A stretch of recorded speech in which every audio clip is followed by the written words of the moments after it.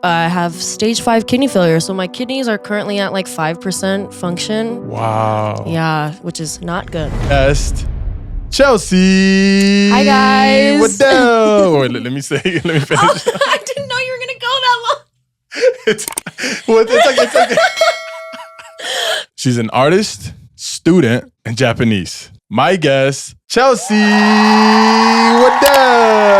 Hi, guys. Dude, there's a lot of people here today. Yeah. I didn't know there was going to be a lot of people. I don't even know what they're doing. So, Where are you from, Chelsea? I kind of grew up everywhere. I was born in Chicago, raised in Washington, D.C. and Houston. Wow. Moved to Utah for 2 years of high school and then moved to Hawaii. And I just moved back in February. So, everywhere. Damn. Yeah. I feel like you've been traveling the world. Kinda. Yeah, it's unfortunate, but like whatever. What was your favorite place to live at? Hawaii. Why is that? Living in Utah for 2 years, like nobody looks like me, and then moving to Hawaii where everybody looks like me, it was just a complete shift, and I loved it. I've been to Hawaii once, and it was beautiful. Yeah. What was your favorite part about living in Hawaii? It's really just the people. Like, they're not accepting towards everyone, as I'm sure everyone has heard, but they were incredibly accepting towards me, and they still consider me one of them. Nice. And you don't feel that kind of love anywhere, you know? I feel like it's like a Latin country, because I know Japan is really welcoming. Is it welcoming? In like in a weird way, not in like an American way, but yeah, they're friendly. They're friendly. It's kind of like a fake friendly though. I won't even lie. Weird though, like you have to kind of like a discipline type and of it's thing? kind of like they're super friendly to your face, but they're definitely judging you in their head, and you can like kind of tell, you know. But I love them. Those are my people. Where did you go to high school? I went to 2 years in Houston at a public school, and then I moved here. That's actually why we moved here. I went to a Mormon private school for 2 years up in American Fork. How was that, dude?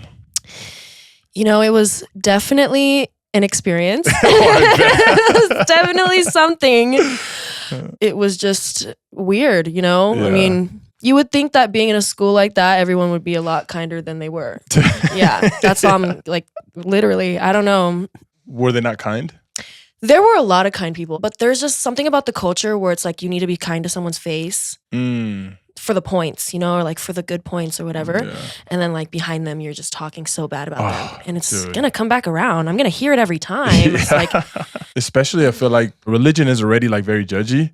Yeah. And you add high school to that. And it's like, whoa, I feel like it's a concoction of like crazy stuff. Yeah, and I was just like randomly placed in there 2 years before graduation. Everybody's been going there since kindergarten. Ooh. It was tough. It was definitely tough, but I had a few good friends to get me through it for sure. Was it fun though at the end of the day? No. That's cool. What happened to you after high school? I graduated at 17, moved to Hawaii. Damn. I went to BYU Hawaii for 2 months. Ooh. I think it was about 2 months. I dropped out and I just started working there. I just lived there. 2 months though? Why was it so little? It was just not a good experience for me, okay? What do you think is just Hawaii is so expensive, dude? Oh, that had nothing to do with it. Really? For me personally, it was really just like BYU Hawaii is in such an isolated place. Like you're an hour away from anything other than like a grocery store and a Taco Bell. Yeah. And it was just, I wasn't raised in areas like that, just super like middle of nowhere. And it was terrible. I had to take the bus to get downtown, which is like a 3-hour bus ride. It was just, I couldn't. So, and then there was like the people. 3 hours? Yeah, there was, because there's a lot of traffic and like the road is only one road. So yeah, what I remember was that it rains there a lot. Oh yeah. Like constantly. Yeah. Like you might be having the best day ever, super sunny, all of a sudden it's like, what the fuck happened here? Yeah, for sure. But that's what makes it green, right? Yeah, that's true. So you decided to come back to Utah, right? Mm-hmm. How was that move? Because I feel like when you leave and like come back again, it feels like the mission wasn't accomplished or something. Yeah, I could definitely see that. You know, I moved over here for health reasons. I had to move back near my parents for that reason. But I could definitely understand, you know, but the way my life was going in Hawaii wasn't exactly the way I wanted it to go. Yeah. You know, I wasn't making the best decisions. You know, I was out of the house, whatever. But I got a second chance. I got to move back home next to my parents. I rekindled the relationship that we had, you know, because our relationship was terrible when I was in Hawaii. We're like really good friends now. I got back into school and I actually like this school. Just, I don't know. I feel like it was just kind of a hit, like restart. I don't know. Yeah. I don't think of it as a bad thing at all. On this show especially, I love talking about like the relationship with your parents. Because I went through a very, very hectic relationship with my parents as well. And love was always there. That's the number one thing. But for some reason, like the disconnection between parents and the sons and daughters is so big at a certain point of your life. Right. When you're making so many changes, that's where it's like so prevalent. So I'm the youngest out of 4 kids and I'm a daughter, right? Yeah. And I'm not the best daughter. I'll admit it. I'm not. I could be better, you know, but they were really controlling growing up. Like the only reason we moved over here in the first place was strictly for that private school. Oh, wow. Yeah. So they were really, really controlling growing up. And my mom is Asian. You know how that is. I have an idea. But yeah. I mean, you know the stereotypes that they're true. Really? So it was hard growing up and I constantly lied to them, you know, growing up. I mean, as every teenager does, if you're a normal teenager. Yeah. Constantly lying to them. They didn't know anything about me. And then I moved to Hawaii. My lifestyle, everything that I did was just not their standards, right? So like, and I was living with a dude at the time. That comes with certain, you know, right? So they knew what was happening. I was paying for all my own things though, so they couldn't really say anything. So it was kind of just like, we're going to let you do what you're going to do. If you want to talk to us, you can. And you know, she ended up talking. I cut her off for like 8 months first, though. Oh wow! My dad won't. He won't really reach out to me unless I reach out to him. Understandable, but like my mom is more emotional, so like I have to like cut her off for her to understand how I'm feeling. Like that sounds terrible, but like then she gets to sit in her own thoughts, you know. But I think like part of growing up, part of going through all that is you realize everything your parents do, for the most part, is because they love you and they're trying to protect you from the world, right? Yeah. And I think as I grow older, every day I realize that. So I don't have any animosity, anger towards them anymore like I did when I was younger. You're pretty young. And for some people, it takes a long time to figure that out. Yeah. What helped you figure that out? I think just like... Do you think it might have been the health reason that you were talking about? No, I don't want to speak on this too much, but the industry I was in, I was a sex worker in Hawaii. Really? I'm not saying it's a good thing, okay? It's just don't come for me. But with that industry, you go through a lot. You go through people taking advantage of you constantly. That's like everyday, daily routine at that point, right? It's a crazy industry. And especially because mine was like, I was a dancer, so like... It's in person, you know, it's not OnlyFans where you can kind of protect yourself through the screen, right? It's not the same. So I think just through that, you go through so much, you just learn. You learn from it. You learn faster. Exactly. Yeah. I don't know. I feel like a lot of people, because I was 18 when I first started. And yeah, that was young, dude. Yeah. So I matured a lot quicker than most people my age, I would say. Not to sound conceited, but...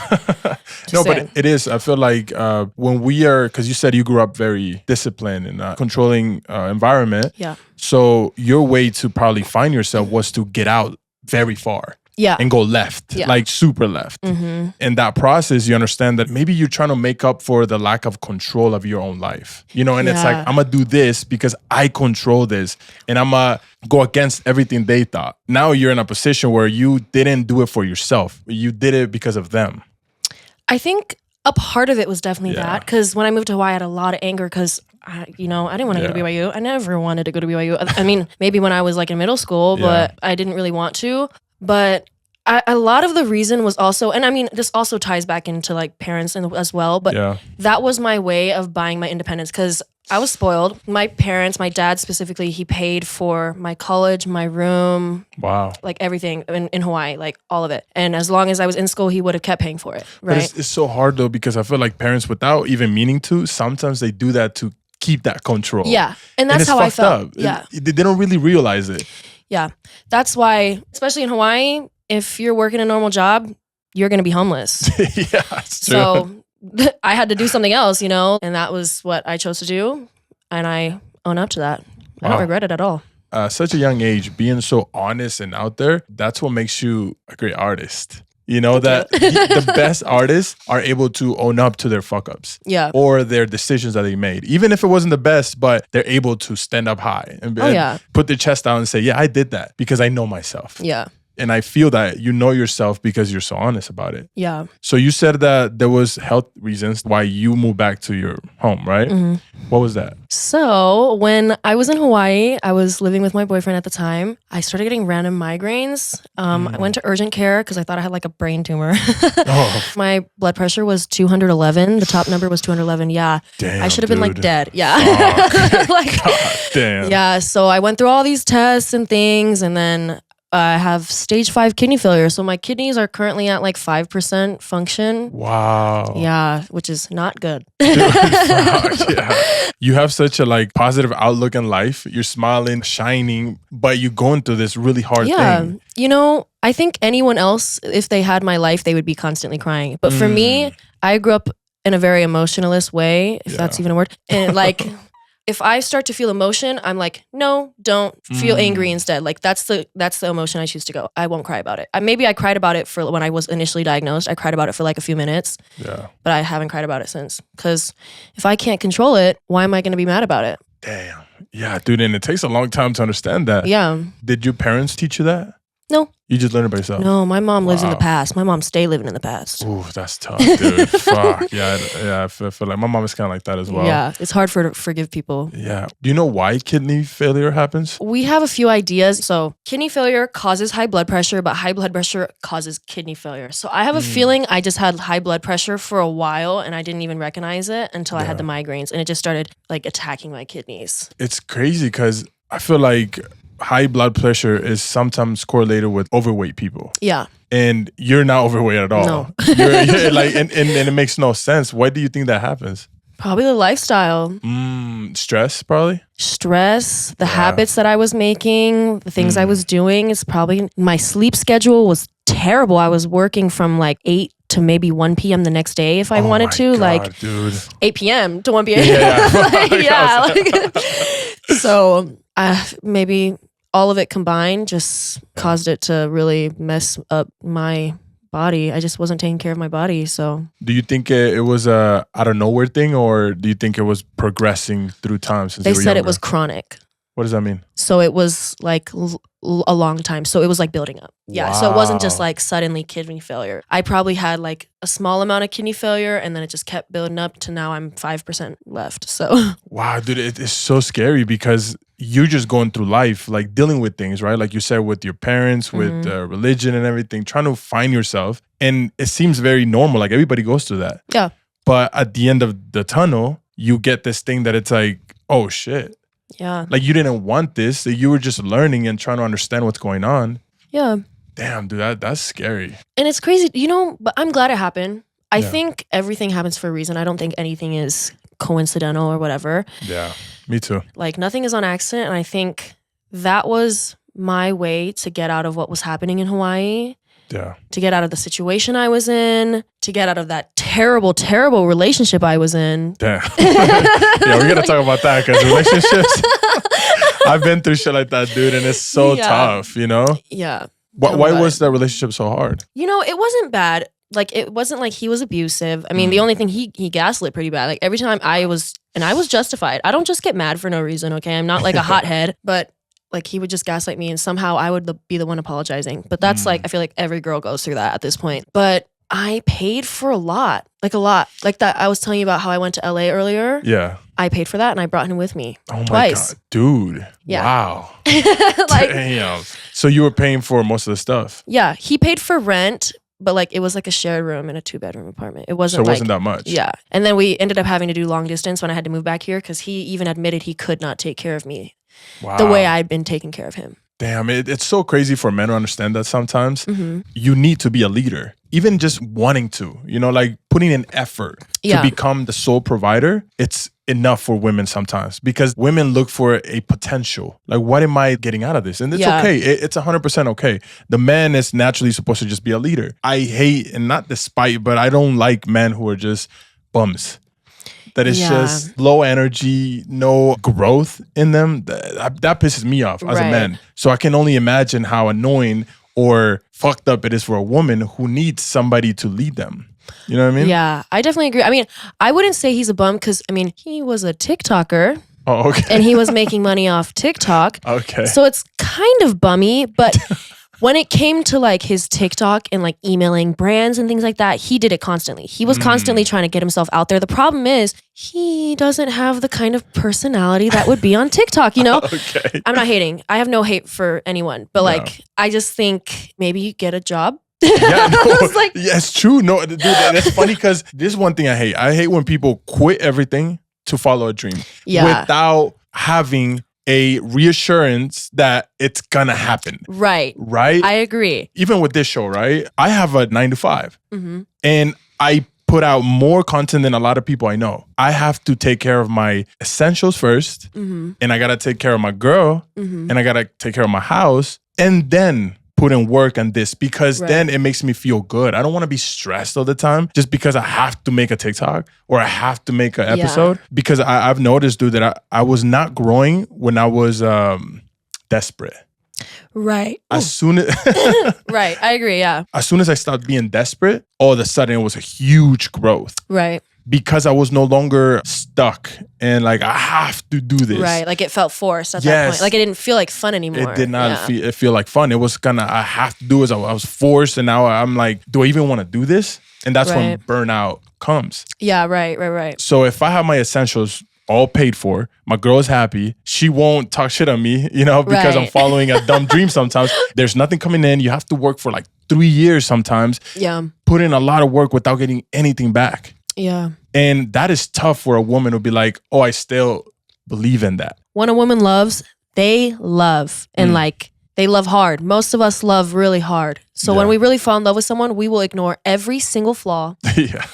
For years. Yeah. You could be getting your ass beat and you still can't run because you love that man so much and you don't want to run. Yeah, I used to be the type of guy that was like, why don't you just leave? Yeah. Right? And then now the more research I did, it's like there's some fucked up manipulation and mindset going on, or even old traumas that were never resolved. And now you're stuck in a place where you just keep digging a hole for yourself. Yeah, because the thing about manipulative men and players or whatever you want to call them, these men are really good at making you think their opinion of you is the only thing in this world that matters. Yeah. I've been in that.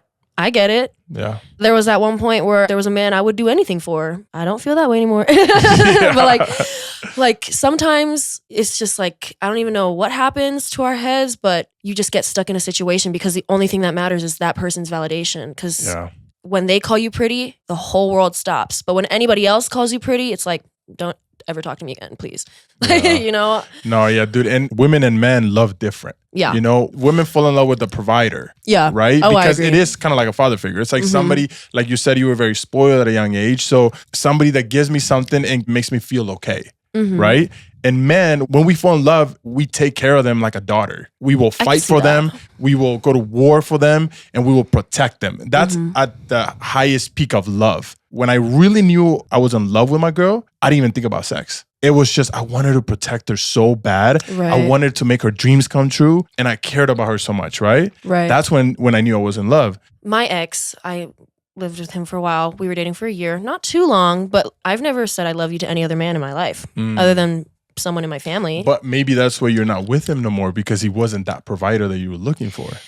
Oh, there was a lot of reasons we're not together. But maybe that was one of them, you know what I mean? Cause like, as like the more and more I spent money on him, and like it kind of was like hitting me more and more every day. I was like, what am I doing? This is pissing me off. Like, yeah. But what I've noticed is men, especially the ones that do you wrong, as soon as y'all break up, they are so happy. They're going to go talk to every girl in the world, just fulfill their needs in whatever way. Give them a few months, they're crying. Yes, because it's not happiness though, dude. They're just trying to make up for the hurt. I promise you, men are so fucking hurt. They don't want to admit it. Yeah. But they get so fucking hurt. That's why women usually move on faster, because we go and fuck up and act like we're happy when we're not. Yeah. And then we have to deal with all the consequences of our actions, right? And we're trying to get better. But then women usually go into a ball and they take time and they are alone and they get out of it faster, I feel like.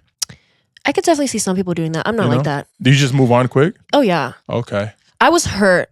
Yeah. But, you know. But you didn't go crazy and like did other things, did you? No. Oh, absolutely not. That's what women tend to do. They like, you know, the usual thing is like eating ice cream by yourself, calling your girls and crying. No, I didn't do that. But you were hurt. But you were hurt in some type of way, kind of like that. Yeah, I mean, I was hurt, but for me, the way it ended was so disrespectful to me and the way I had been taking care of him. He just like completely ignored that. Oh. He left me at such a vulnerable time right before Valentine's Day. Oh, fuck, It was like, my self-respect is so high. As soon as I saw that, there was no more tears for you. Yeah. You did me so wrong. I'm not even going to go. You're good. I'm going to forget that you exist. Damn. You're good. Like, I think that's something that a lot of people struggle with is because no matter what, they're just so in love, right? And I was in love. It wasn't fake love. They're blind. Yeah. And I was blind. Yeah. Trust. I was blind at one point. But like, we just need to realize we can't let these men, no matter how much love we have for them, we can't let them step on us like that. I don't think it's a man or women. It's the other person. Like if the other person is stepping on you, then why are you letting them do that? Yeah. You know, we can't let the other person just hurt you and get away with it. Yeah. It should not be an option. I was talking to my friends yesterday and I was telling them, I was like, you guys need to, because they're talking to these guys. I'm like, you guys need to stop talking to these guys. Everything I hear about them is terrible. Go find somebody else. There's so many people in this world. Yeah. And they're like, the thing is, there are no good men in this world. What? I'm like, no, the men you've been with are not good. Yeah, I was like, I could definitely see what you're saying, but sometimes you need to broaden your like, like look farther. We go to school. Don't look at the people at school. This is college. Of course the men are going to be terrible. Yeah. They just got out their parents' house. Of course. They're not trying to date you. They're trying to, use you. Like, there's a reason I'm not talking to anybody that goes to this school. Like, the problem with the modern dating life is that they hang out with a lot of people. Yeah. But they also start having sex with a lot of people. And it's like, this is not me being anti-feminist. This is just me speaking the truth.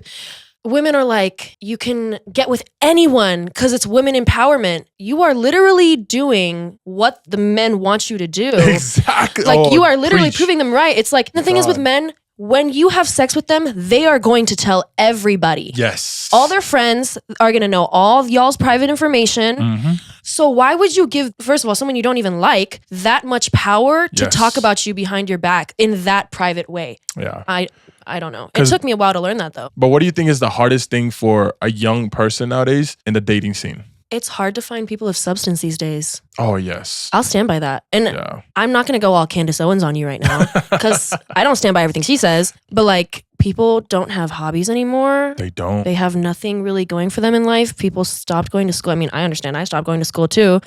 I mean, you can make money without going to school, but like, there's just like... I think they stopped learning. Yeah. And they stopped growing. People are living more and more at their parents' house. It's just, I don't know. Everyone is just kind of at like a dead stage in life at this point, and like so stagnant. Yeah. Well, I feel like it's fucked, dude. But everything that has happened in America, the interest rate is so high. Everything costs more. So it's like a few people, they really love that situation because it's challenging, and they want to fucking kill the world and go ahead, right? Right. But some people, it's hard for them. It gets overwhelming.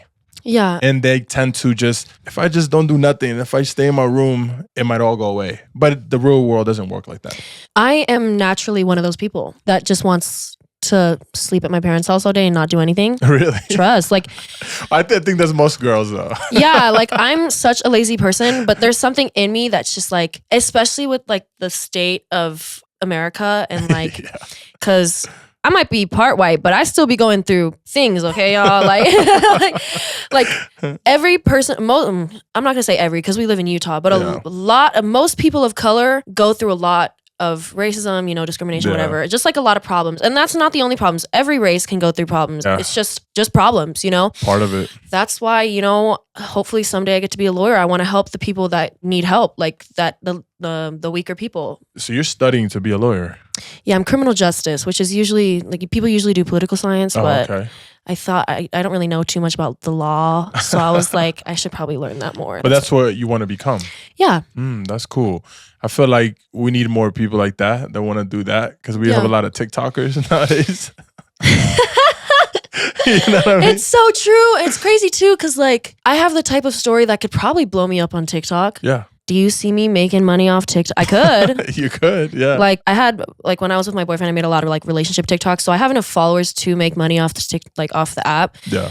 But what do I look like doing that? Dude, it makes no sense to me because every single influencer wants to get the clout and the fame what do they tend to do? The good ones, they get a business. Yeah. Oh, yeah. That's the new thing, right? And they do something, right, that has value. Yeah. If you just stick with influence and clout and likes and views, you're going to lose fast. Yeah. There's no such thing as, oh, I'm going to get clout and then I'm going to make a lot of money for this. Mm-hmm. You might for a short period of time, but then that goes away because people move on so quick. It's so true. Like every single time I go on TikTok, I'm not on TikTok as much as I used to be, but like back then, like there was like drama with these certain people and now nobody talks to them. Their views are like maybe 1,000 views per video. Like you were at the millions. People all only talked about you. What happened? Yeah, it's true. It doesn't last. Trends don't last. Yeah, it's actual like real world value. Yeah. You know, it's like, do you have a career? Do you have a business that you have to put in more than just dancing moves into? You know do you have a real talent? Like, do you have something people actually want to watch? Yeah, because even like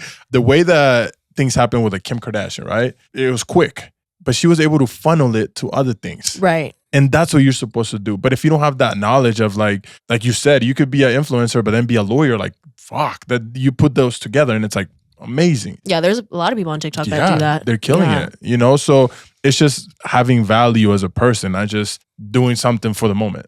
Yeah, I agree. You know?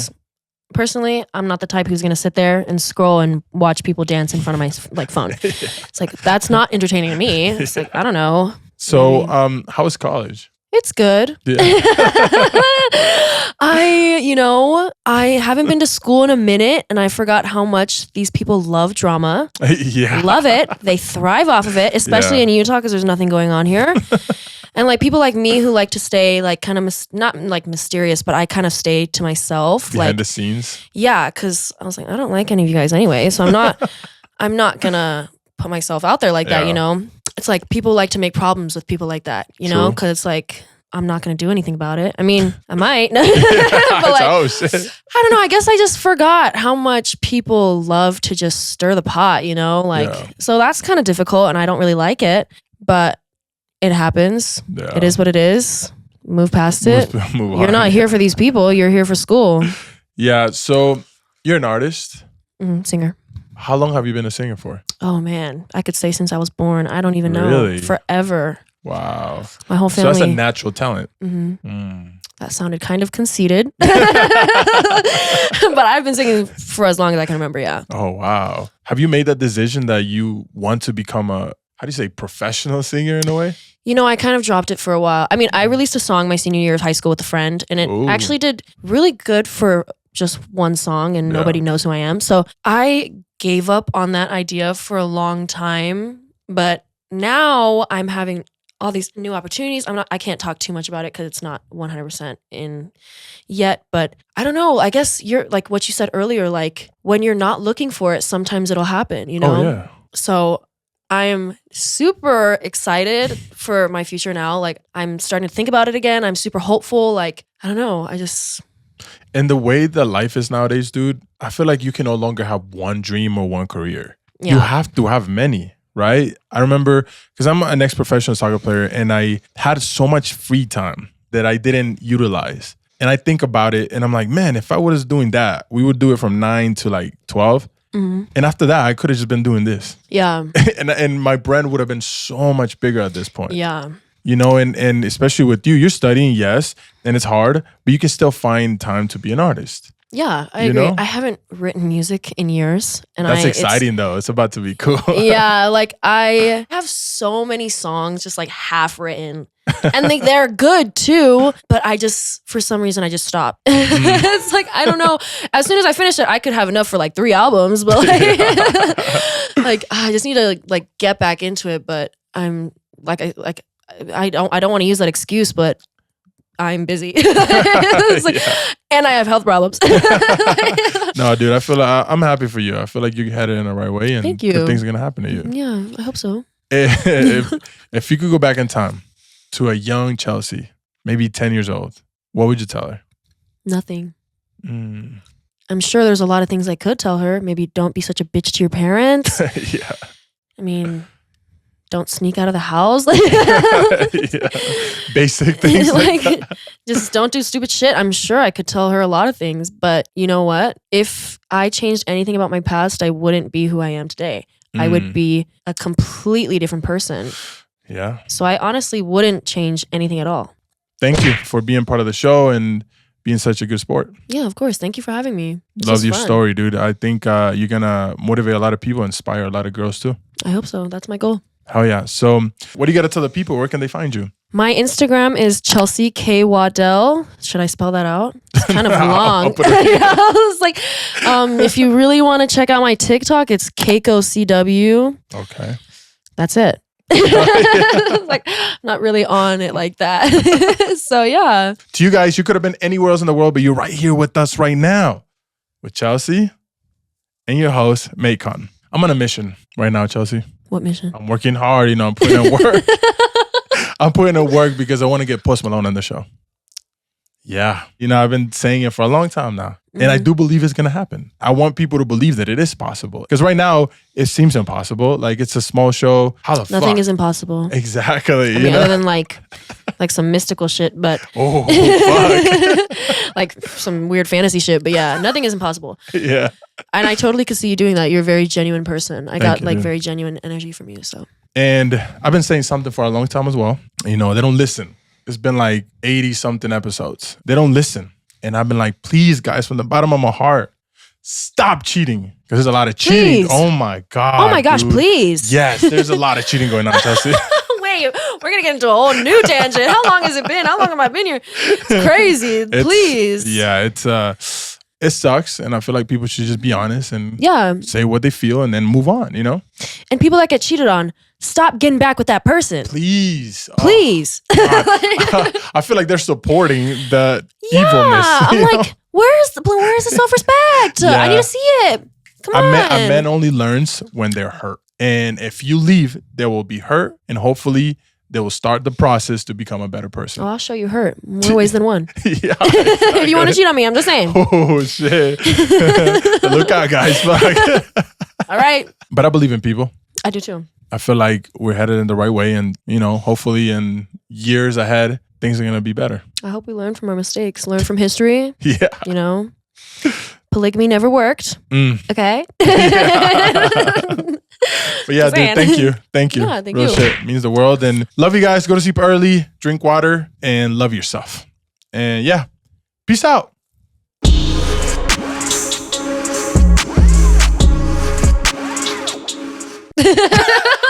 What was that? It's the K-pop heart.